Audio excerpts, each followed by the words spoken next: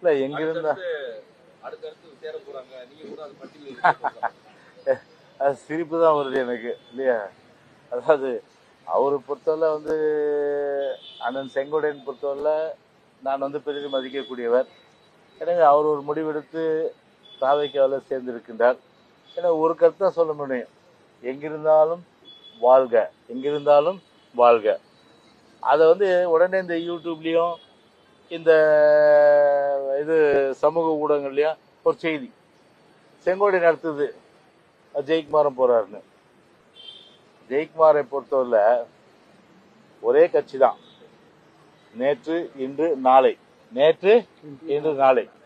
என்னுடைய இறுதி காலம் வரை செத்தா கூட என் மேல வந்து அதிமுக கொடியோட தான் நான் வந்து போனேன் இல்லைய. யார் வீட்டு முன்னாடியும் போய் காத்துன்னு இருக்கிறவன் இந்த ஜெயக்குமார் கிடையாது. அது யூடியூப் பாவம், அவங்களுக்கு வந்து என் பேரை போட்டால் தான் வருமானம் வரலாம், போடுங்க நல்லா, சரிதானே. அது வந்து நடக்காத விஷயம்.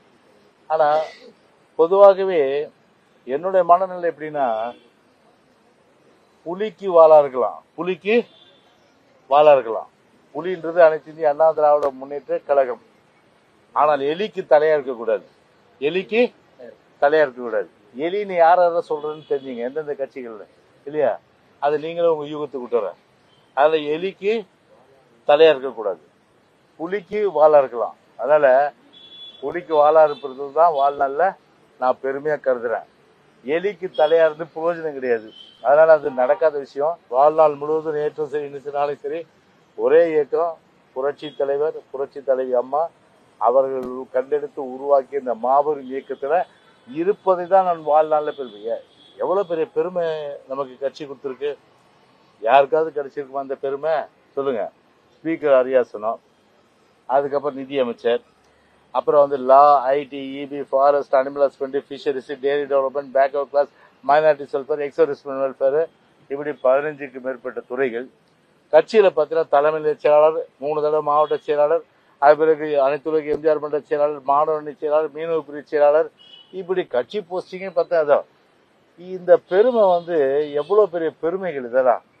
இந்த பெருமைகளோட நான் வந்து வாழ்நாள் முழுவதும் புரட்சி தலைவருடைய புகழ் பாடுற ஒரு வானம்பாடியா தானே இருப்ப ஒழிய யார் வீட்டுக்கு கதவையும் தட்டுற ஆள் இந்த ஜெயக்குமார் மட்டும் கிடையாது. அது மட்டும் எல்லாருக்கும் நான் தெளிவா சொல்லியிருக்கேன். ஓகே.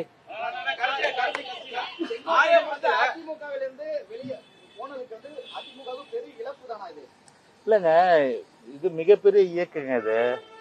இது மிகப்பெரிய இயக்கம். அதாவது கிட்டத்தட்ட 2 கோடிக்கு மேற்பட்ட தொண்டர்கள் கொண்டிருக்கிற இயக்கம். தொண்டர்களை உருவாக்க முடியாது, ஆனா தலைவர்களை உருவாக்கிடலாம். அடுத்தது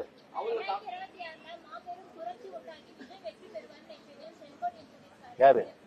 இல்ல அவரு அங்க போய் சேர்ந்திருக்காரு, அதனால வந்து அண்ணன் அப்படிதானே சொல்ல முடியும். அதனால தான் அண்ணன் அப்படி சொல்றாரு.